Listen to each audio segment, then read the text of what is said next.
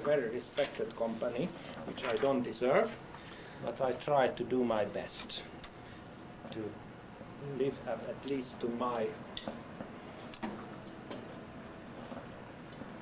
standards, if not to the standards of endeavor.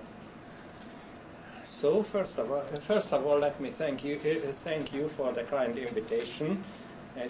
I am sorry for this 12-year cycle. I would like to improve the frequency, but Lexington is too far away. Although the travel restrictions are over, but still it is a bit of excursion. So, ladies and gentlemen, my dear friends, this is the title I gave to my lecture.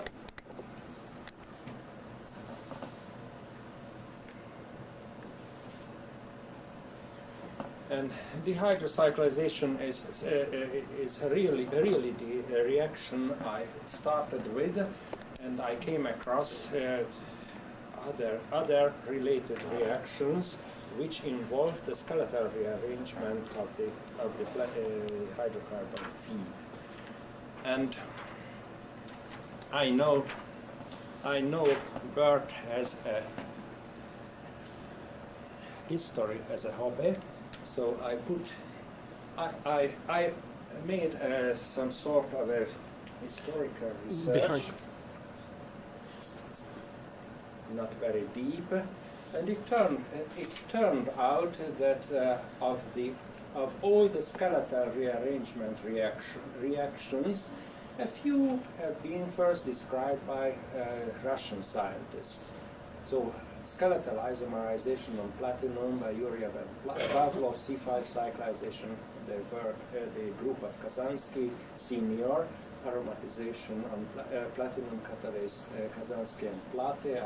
I know Bert wrote about this problem in applied catalysis, and these were before the Second World War, and then Russia was not the best place for developing science, and also the world was busy with other developments, namely the war, so everything had to be rediscovered later, and it was the French group of Gaulle who rediscovered this isomerization on platinum catalyst, and the first scientific description of hydrogenolysis reaction came from John Sinfeld and John Anderson in Australia. And all these so-called skeletal reaction, that is reactions which involve the rearrangement of the hydrocarbon skeleton, are accompanied by dehydrogenation. Since the development of bifunctional catalyzed or platinum on alumina catalyzed naphtha reforming after the Second World War, so-called bifunctional catalysts have been used for these reactions. I will come back to the bifunctionality a little bit later. I promised you a scheme, and here is the scheme for all these reactions: fragments, isomerization, everything is catalyzed by metals according to the so-called bond shift mechanism, McCurry, Rooney and Salmon from Ireland, or the C5 cyclic route with methylcytopentane as a possible intermediate, and the direct aromatization or the stepwise aromatization involving hexenes, hexadienes, hexatrienes, etc. as intermediates. I will come back to the last part of my talk to this problem. And what are the possible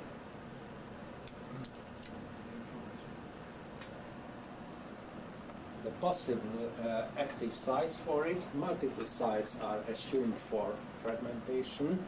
It is still a question if corner atoms, kink atoms, step atoms, or B5 sites are selectively active for it. I'm afraid my present lecture will not decide this problem.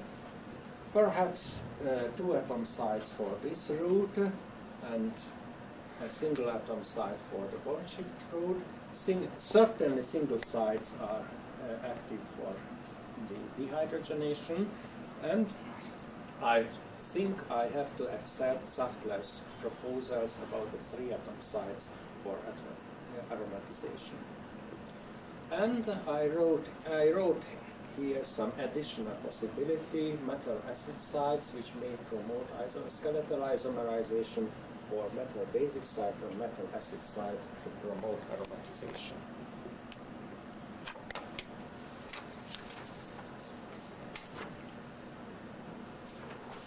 Well, few problems which of course will point farther than this are primary and secondary products, and mainly the hydrogen effects on metal catalyzed reaction, on yields and selectivities. And I put a few catalysts. It will be an overview, and I put a few catalysts, a standard 6% platinum and silica catalyst. It's a monoacidic one, and it's called Europlatinum 1, which was distributed all over Europe in the 80s. And bimetallic and monometallic catalysts, platinum alumina compared with the platinum tin alumina, also a very well-known family of catalysts here in Lexington, and also bifunctional and monofunctional reactions, and to do so, platinum supported on zeolites with various acidity have been used. And to compare perhaps a few runs with unsupported platinum, which can be characterized by electrospectroscopy, will be used. Most of the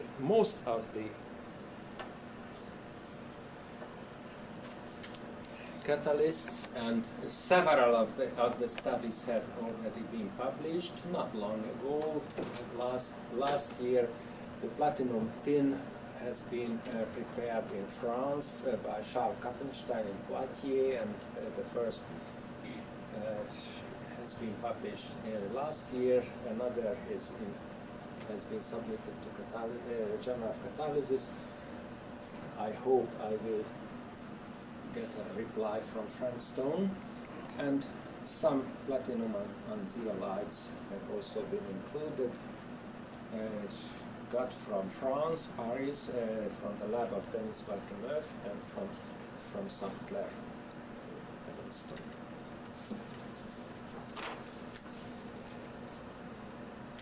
And most catalytic runs have been carried out in a closed-loop glass circulation system. Sub-atmospheric pressure, a low pressure of normal hexane, and a varying pressure of hydrogen to study the hydrogen pressure effects, regeneration with oxygen and hydrogen, and this was the typical temperature of the experiments.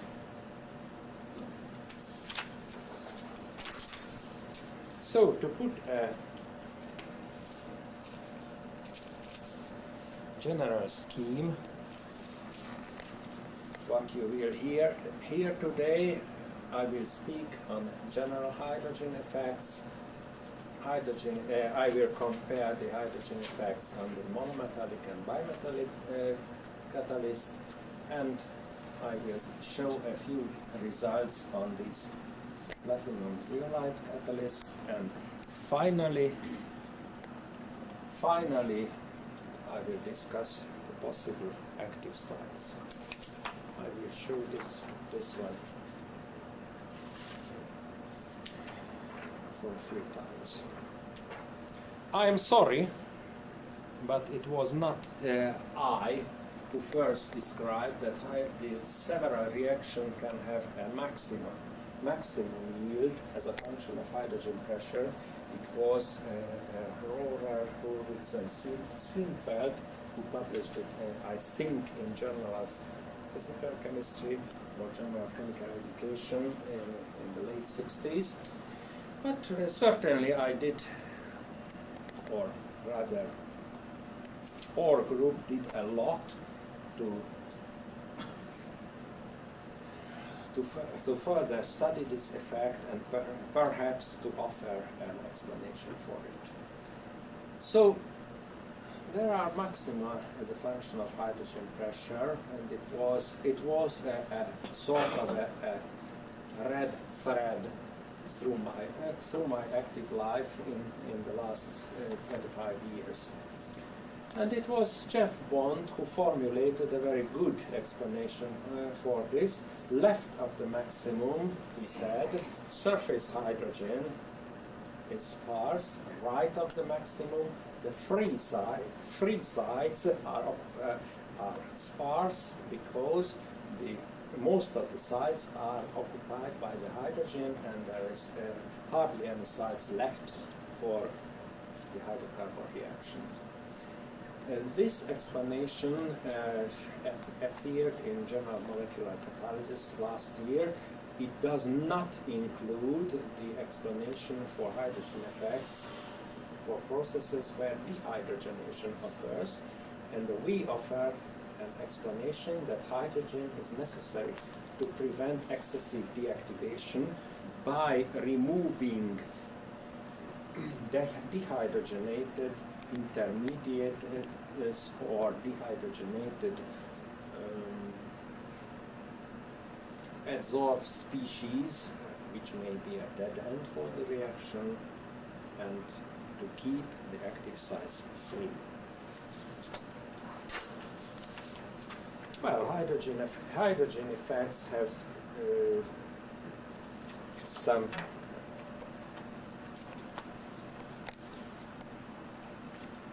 characteristics, and this is, well, forget this. This is an internal denotion of the catalyst. This is a platinum black, and different colors denote different reactions from fragmentation to isomerization, methyl cyclopentane, hexenes, and benzene. And you see there is a more or less pronounced maximum for all these curves, except for olefin formation, which is most pronounced at lowest hydrogen pressure, and it goes almost to zero at higher hydrogen pressure. And if you have an unsupported platinum, there is nothing but a competition between an adsorbed hydrogen and hydrocarbon, adsorbed hydrocarbon, sorry for this. This should be hydrocarbons. And if there is a competition, then hydrocarbons can either displace hydrogen and occupy its place and react, or hydrogen will win and prevent hydrocarbon reactions. If you have a supported catalyst, then the situation is not so simple, because there is a third possibility. Hydrogen can migrate to the support.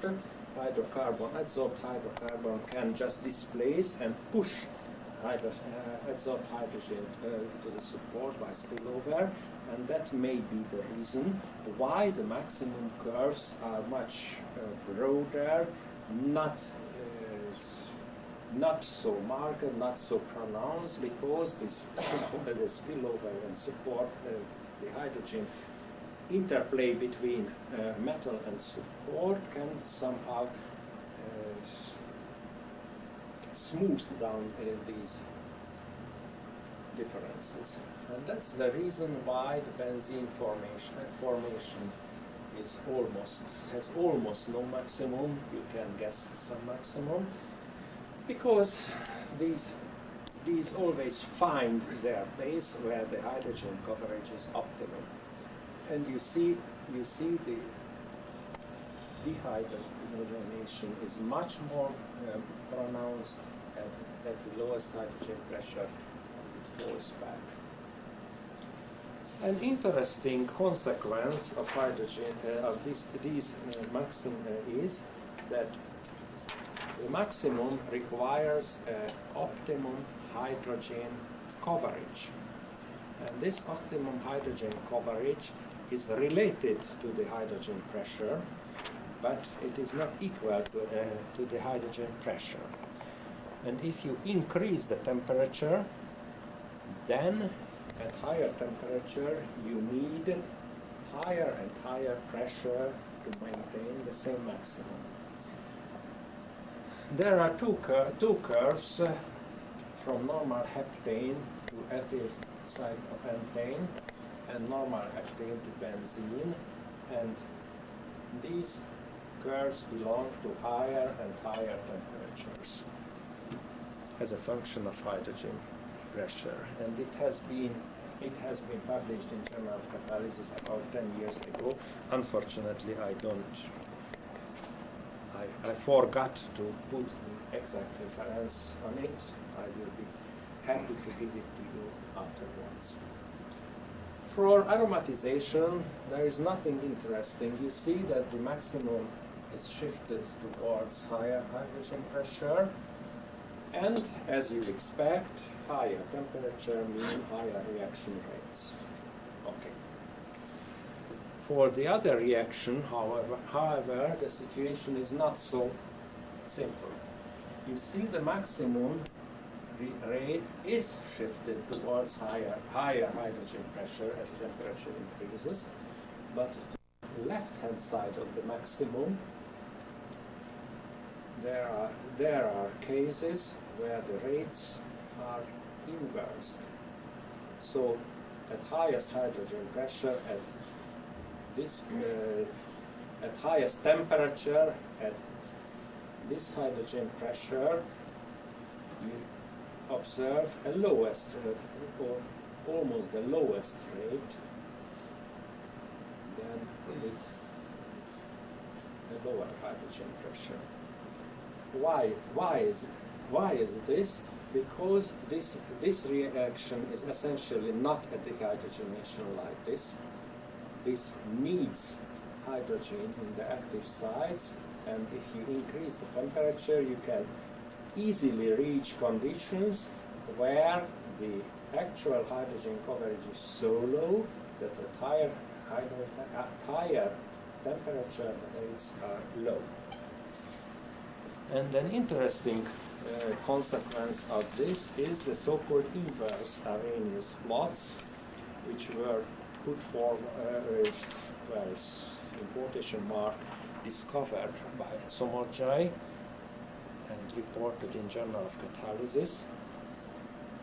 And I put another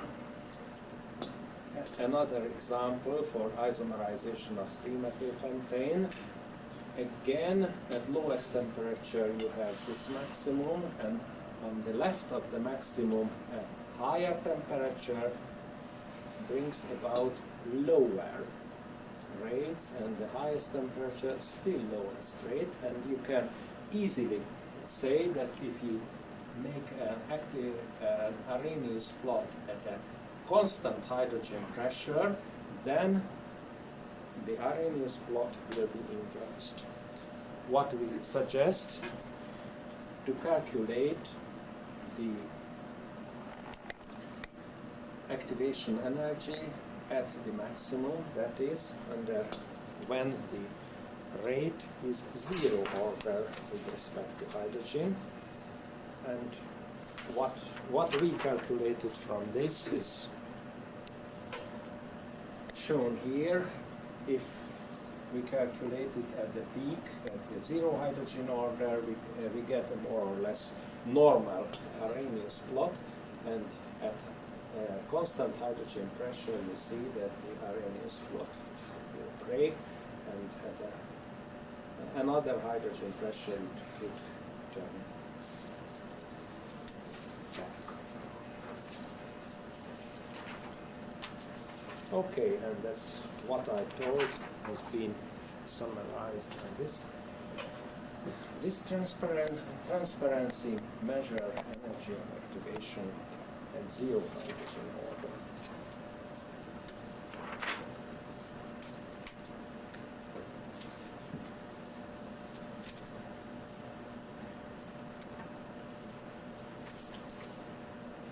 Okay.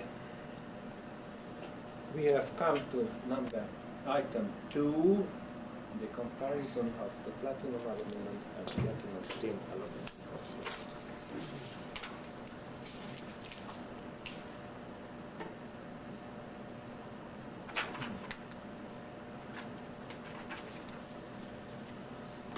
For French friends,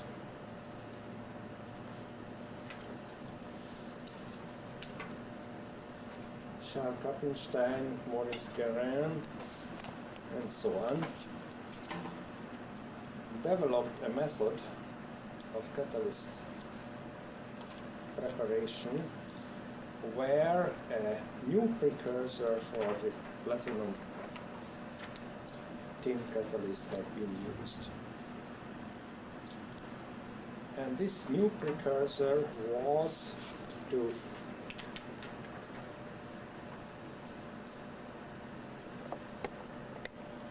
create this complex on the catalyst surface by using a hydrogen tetramine platinum complex plus a tin tetrachloride, and when they added it in by the incipient wetness method, this complex was formed in the liquid layer on the covering the catalyst surface, and its presence could be verified by physical characterization techniques.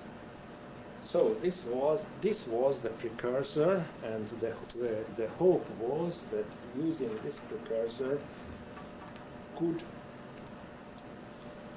improve the distribution of tin on the platinum. But to check everything, one had to try to test first the precursors. And this and the following figure will give you the hydrogen pressure dependence of selectivities this time on various precursors. T means traditional, and in this case, this traditional precursor is the hexachloroplatinate.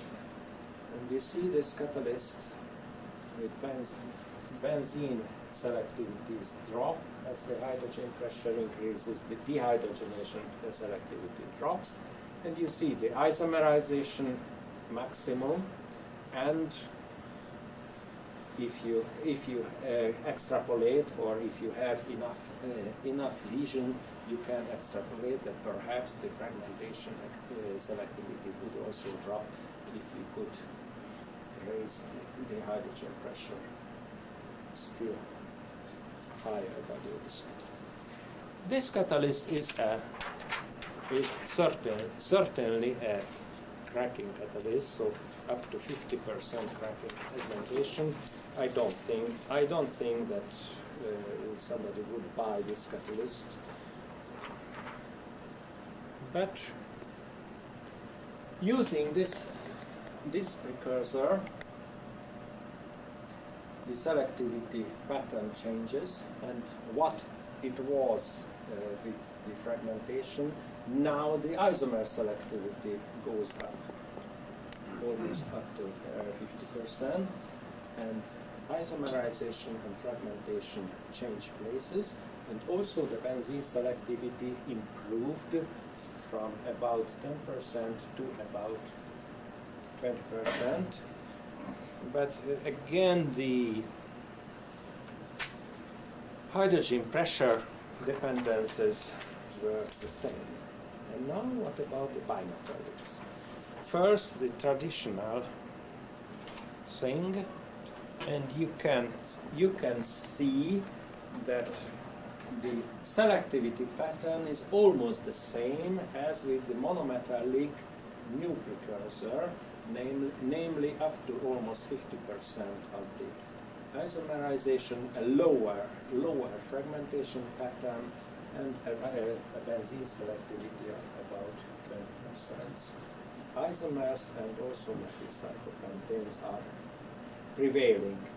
And again, this mirror image of methylcyclopentane and isomers indicates that in this case methylcyclopentane may have been the primary product, and as hydrogen pressure increased, it transferred more fully to isomers. And what about this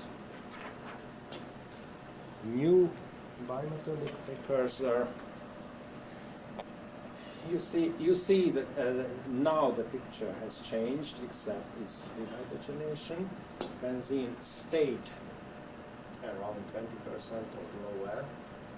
An enormous isomerization selectivity was observed, and the isomer plus methylcyclopentane selectivity was well above 70%,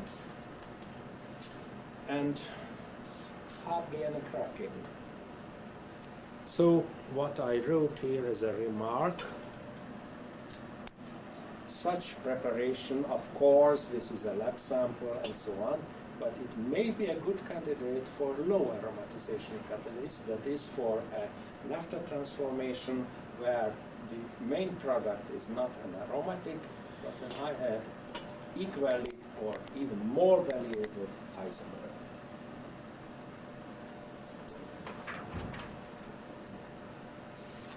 So much of the bimetallics, and let me show you a few examples.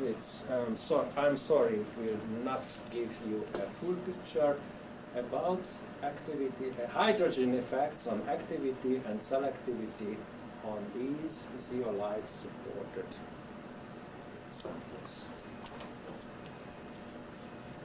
First of all, I put an activity versus time plot with 8% platinum on sodium Y zeolite. Sodium Y is essentially a non-acidic material, and this platinum loading is rather high. And what was different in those samples was the pre-calcination temperature, 633 Kelvin, 723 Kelvin, and 823 Kelvin. And these catalysts were produced in Evanston, Wolfgang Zachter's lab, and it was shown that this catalyst contained small platinum particles in the supercage of the zeolite. These, on the other hand, are cluster-like particles, so the particle growth, the particle grew together, but stayed like a bunch of vine intertwined in separate cages. And finally, in the highest precalcination temperature created large platinum particles, and the situation when they prepared the catalyst, they assumed that these migrated to the outer surface, but later studies confirmed that no, they remained in the zeolite framework, but destroyed the framework structure around them, so they were relatively large platinum particles within the zeolite framework, with some destroyed and imperfect zeolite lattice around them. If I remember correctly, the dispersion was about 100% in this case, 70% in this case, and 40% in this case. And you see that this catalyst per surface platinum, this was the most active